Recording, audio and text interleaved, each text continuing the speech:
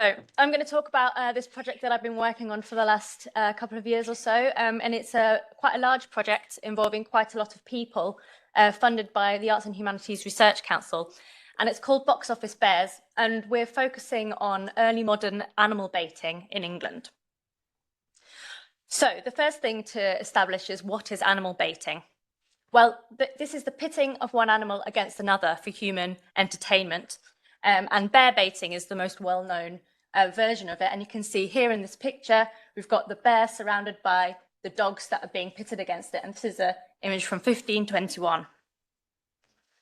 And it normally involves gambling, and the archival records that we've seen have shown that it was quite a lucrative business. Now, it's been illegal in Britain since the 19th century, but it is still taking place in some areas of the world. And it's important to say here that by studying this practice, we are definitely not condoning it, and we've teamed up with the Badger Trust to raise awareness about animal cruelty.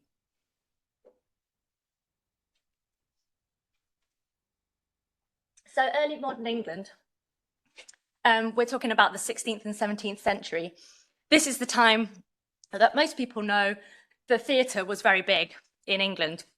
And this is the Globe Theatre in London on the South Bank, where you can go and visit today. And in this area, there were lots of theatres, but there were also lots of bear baiting arenas. And bear baiting was just as popular as going to the theatre, but lots of people don't know much about it at all. So this is a map of London from 1593.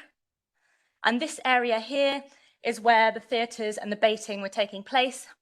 And there's a whole complex here, with theatres and baiting arenas and kennels where they kept the dogs and housing for the bears. And if you zoom in here, you can see that the bear house is marked and the playhouse is marked clearly on this map. And this history feeds through into today, where there are local road signs which reflect the activity that was going on in the early modern period, such as this road here, Bear Gardens. And quite a few archaeological excavations have taken place in this area over the years, mostly focused on the theatres, but on a number of bear gardens as well. That's what the bear baiting arenas were called, was bear gardens. So you can see here where the Globe and the Rose theatres were, and the Hope Theatre, which doubled as both a theatre and a bear garden, and then the Bear Garden 3, 2, and number 5 there. And these are the site codes related to those excavations. Now, lots of material was excavated from this work, but until now, the animal remains, which actually there's quite a lot of, haven't really properly been focused on. People have been much more interested in the kind of layout of the theatres and artifacts related to the theatres and stuff. So this is where the Box Office Bears project comes in.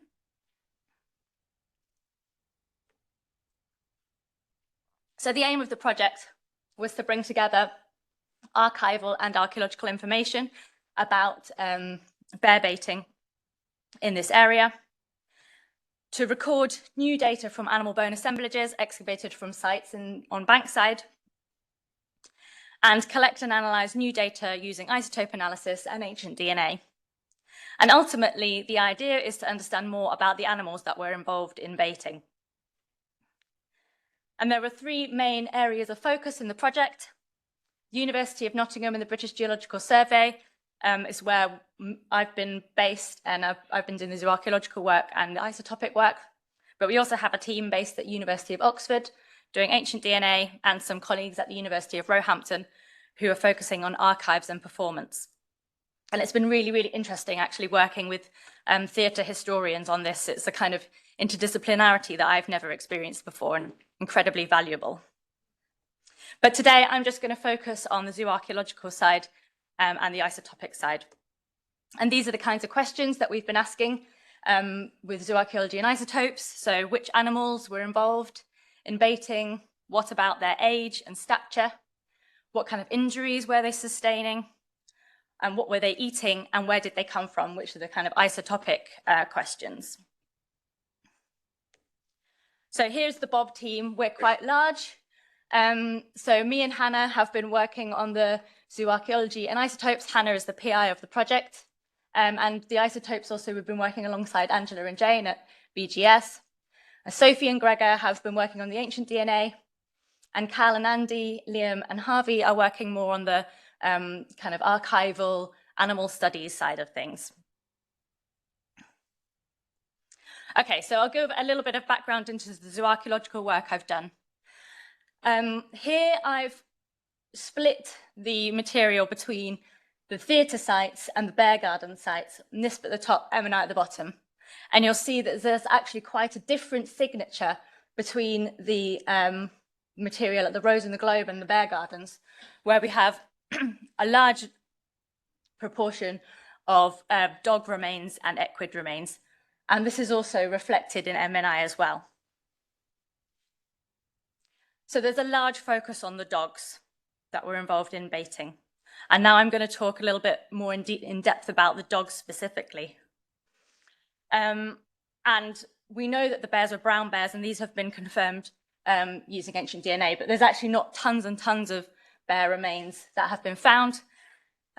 We think that one of the reasons for this might be that it actually wasn't good for your bear to die during baiting, because they were quite important, expensive things.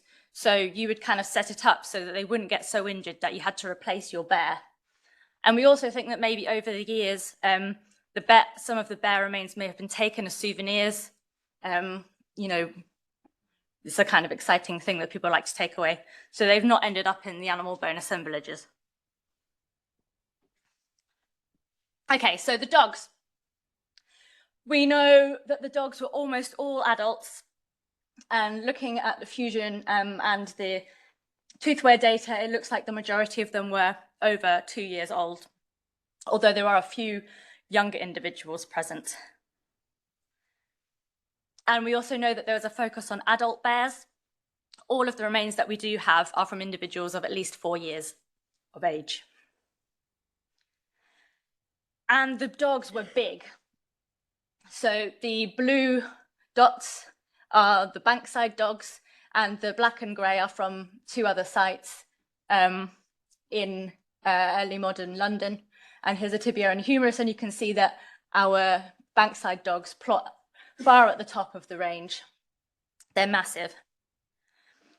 And we've also had a look at shoulder height data, and again, our Bankside dogs are in blue, and this were compared with some early modern dogs from Welker and Dunham, and you can see there's a big difference in size. Like, these were massive dogs.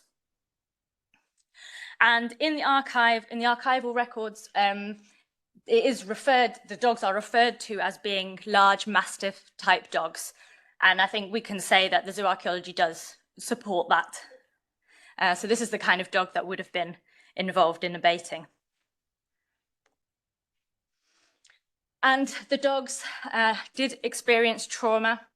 We've got quite a lot of examples of rehealed fractures, such as on this rib and on this fibula, but also quite a lot of head injuries.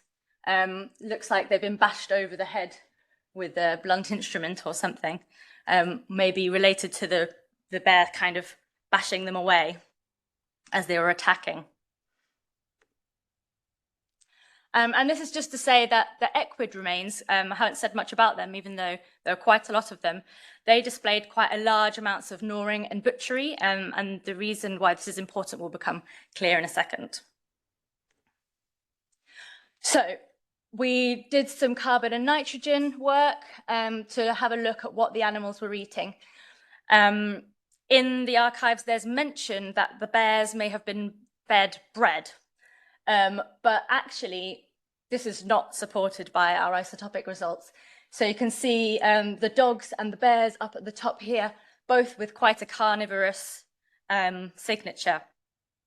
Although there are a few outliers here, some dogs perhaps didn't have such a carnivorous one.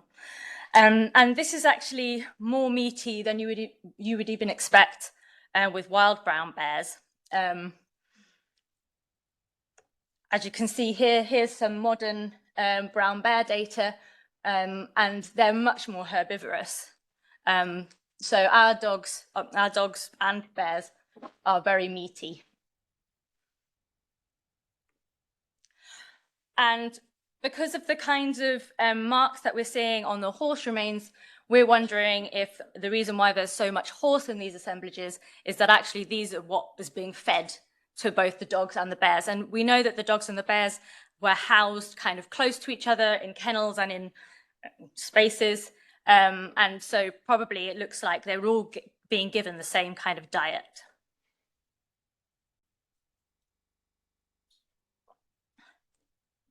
Okay, we've also done some strontium work, focusing on the dogs because we don't have many teeth from bears.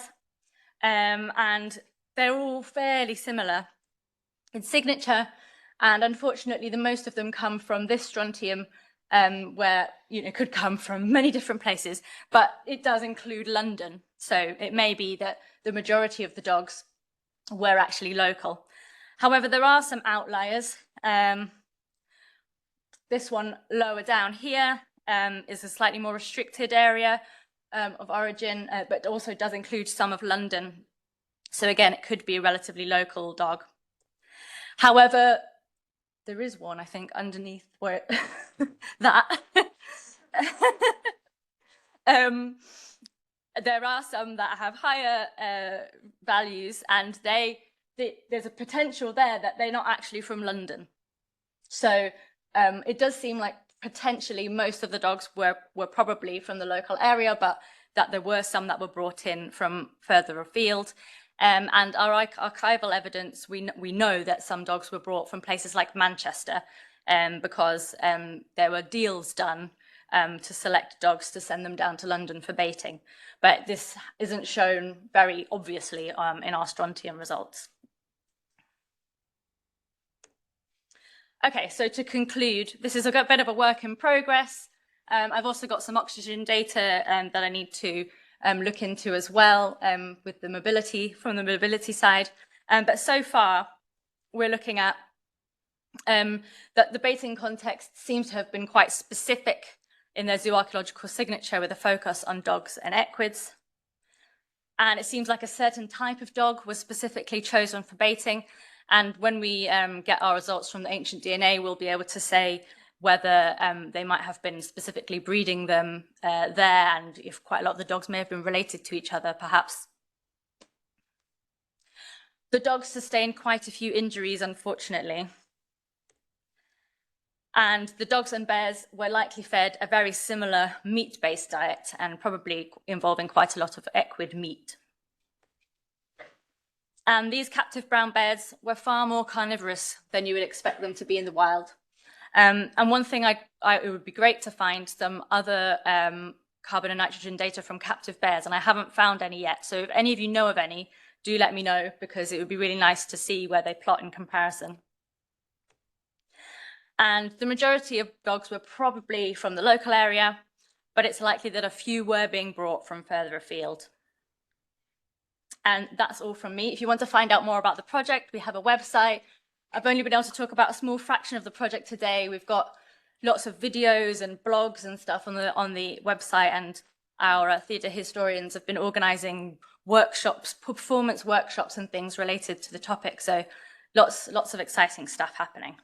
So thank you very much.